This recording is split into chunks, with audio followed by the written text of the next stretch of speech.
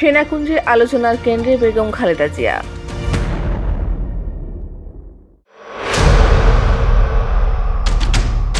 সশস্ত্র বাহিনী দিবস উপলক্ষে সেনাকুঞ্জে আয়োজিত সংবর্ধনা অনুষ্ঠানে এবার আলোচনার কেন্দ্রে ছিলেন সাবেক প্রধানমন্ত্রী ও বিএনপির চেয়ারপারসন বেগম খালেদা জিয়া। সশস্ত্র বাহিনী বিভাগ এ অনুষ্ঠানের আয়োজন করে। দীর্ঘ এক যুগ পর বৃহস্পতিবার সেনাকুঞ্জের এ অনুষ্ঠানে অংশ নিয়েছেন তিনি। এছাড়াও 2018 সালের পর তিনি এই প্রথম প্রকাশ্যে কোনো অনুষ্ঠানে অংশ নিলেন।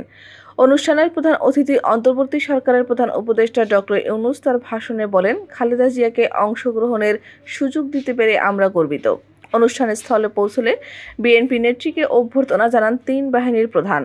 বৈষম্যবিরোধী ছাত্র আন্দোলনের নেতারাও বেগম খালেদা জিয়ার সঙ্গে দেখা করে কুশল বিনিময় করেন।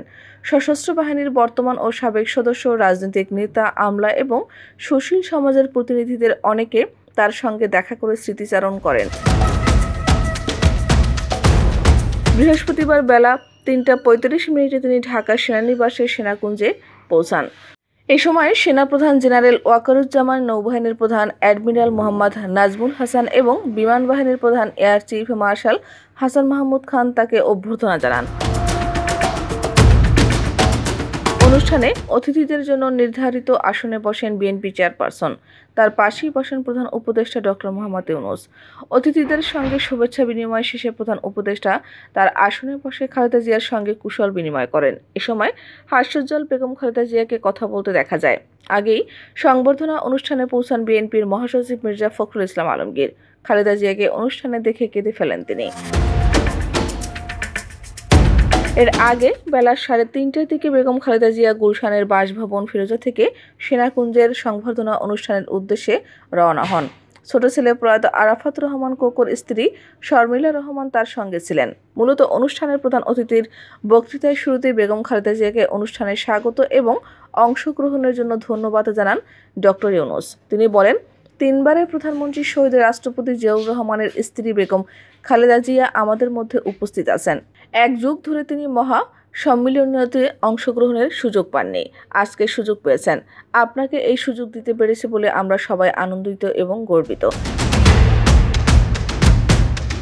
ডক্টর ইউনূস বলেন, শারীরিক অসুস্থতা সত্ত্বেও এই বিশেষ দিবসে সবার সঙ্গে শরিক হওয়ার জন্য আপনাকে ধন্যবাদ। এই অনুষ্ঠানে আপনাকে বিশেষভাবে স্বাগত জানাচ্ছি।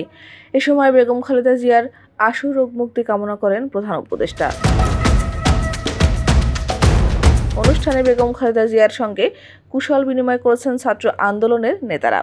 এ সময় তারা কুশল বিনিময় এবং খালেদা জিয়ার খোঁজ খবর নেন। ছাত্র নেতাদের মধ্যে উপস্থিত ছিলেন তথ্য ও সম্প্রচার মন্ত্রণালয়ের উপদেষ্টা নাহিদ ইসলাম, যুব ও ক্রীড়া উপদেষ্টা আসিফ মাহমুদ সজীব ভূঁইয়া, উপদেষ্টা মাহফুজ আলম এবং ছাত্রনেতা সার্জিস আলম অন্যতম।